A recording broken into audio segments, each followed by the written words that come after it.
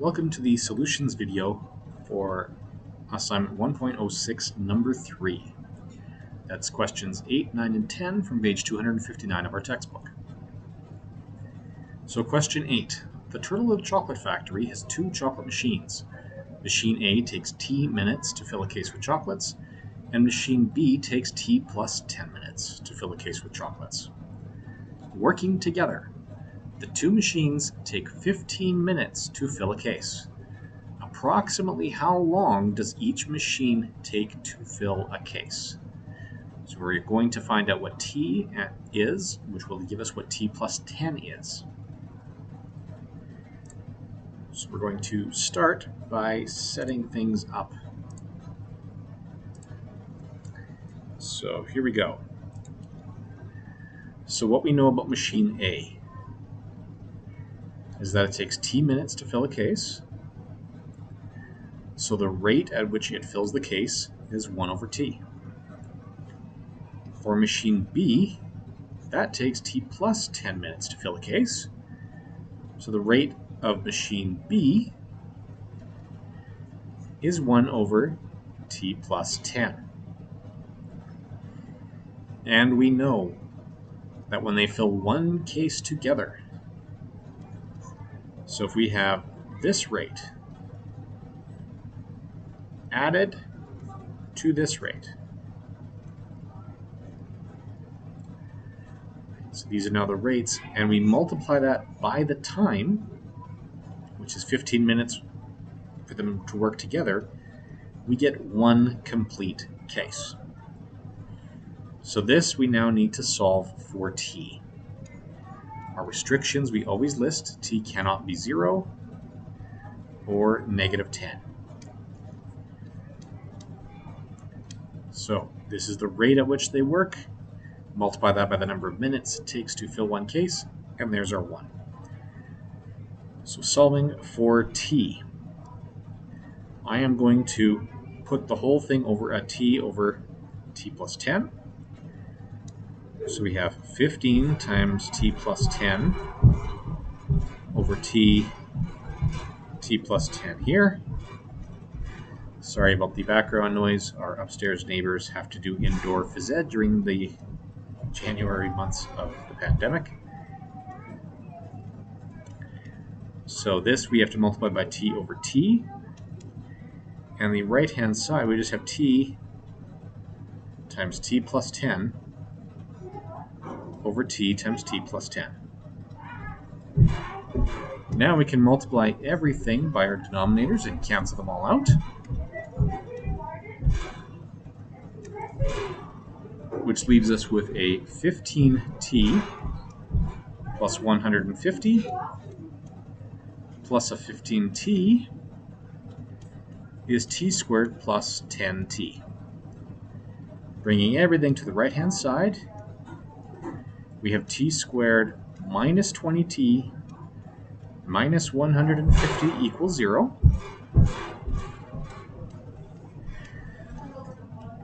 So now the time it takes is going to be a matter of factoring these two numbers. We need two numbers that are 20 units apart that multiply out to 150. So that is a 20 plus or minus the square root of negative 20 squared minus 4AC all over 2A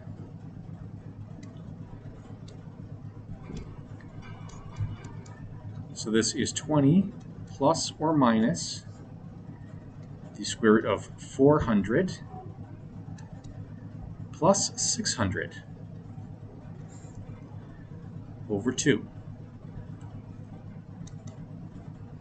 So this is 20 over 2 is 10. And this is the square root of 1,000 over 2, which is the same as 5 root 10 over 2. So, do we use the positive or the negative root? We're going to eliminate the negative root. That would be a negative amount of time. So the first machine takes a 10 plus 5 root 10 number of minutes to solve it, or to fill a box. And machine B takes 20 plus 5 root 10 minutes to fill a box.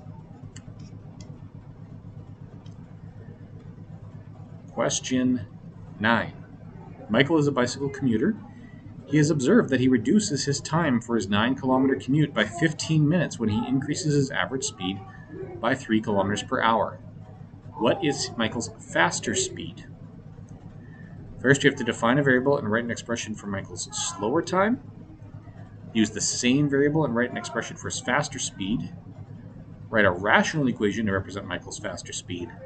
Determine the non-permissible values of the variable and the restrictions on the variable, and solve the equation to determine Michael's faster speed. So these 5, it's really just solve this entire problem.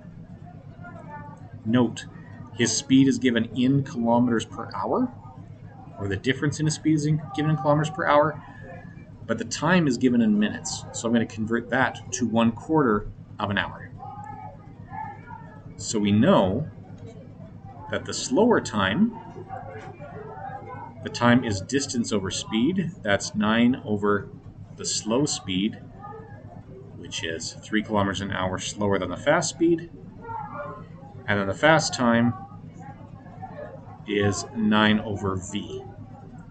So that's the slow time, and that's the fast time. So we have our 2 expressions. We want to write a rational equation to represent Michael's faster speed. So we know that his faster speed is, or the faster time is the slower time minus 1/4 of an hour. This is now a rational expression that we can use to solve for Michael's time. And I've been saying this and not flipping back and forth. I apologize. So the slower time is the total distance over that time, which is v minus 3. The faster time is the total distance over that faster time, 9 over v. And the faster time is the slower time minus 1/4 of an hour, or minus 15 minutes. Our restrictions are that v cannot be 3 or 0. If we multiply by all of our denominators, we have 9 times v minus 3 here equals 9v here. We are going to multiply all of this by 4, which we haven't done yet. Right now, I'll just do the variable denominators. So that's v times v minus 3 all over 4. Now we multiply through by those 4s. We have a 36v. 9 times 3 is 27, which multiplied by 4 gives us 108. That's a 36v here, minus v squared minus 3v.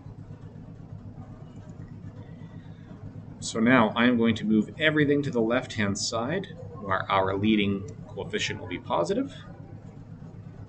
We have a v squared. Our 36v's cancel perfectly. So we have a plus 3v minus 108 equals 0. So what are 2 numbers that multiply out to 108 but are 3 numbers apart? Well, those would be 12 and 9. 9 times 12 is 108. His faster speed is not going to be negative 12 kilometers an hour. We can reject that root. So Michael's faster speed is 9 kilometers an hour. So when he travels at 9 kilometers an hour, it takes him 1 hour to get to work.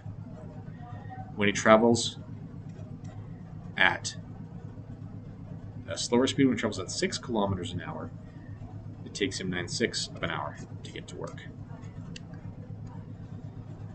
All right. finally, when working alone, it takes Susan 3 hours to paint a room and Jacqueline 2 hours to paint a room the same size. How long would it take them to paint the room if they worked together? So, we know that the fraction of a room that can be painted. So Susan takes 3 hours to paint a room. So she paints 1/3 of a room per hour. And Jacqueline paints 1/2 of a room per hour. We can multiply these rates by the time it takes, and they will paint 1 complete room. We add these up, we get 5, 6t is 1. So it takes them 6/5 of an hour, or 1 hour, 12 minutes, to paint a room when they are working together, assuming they are just as productive working together as they are when they're working independently. Not always a good assumption.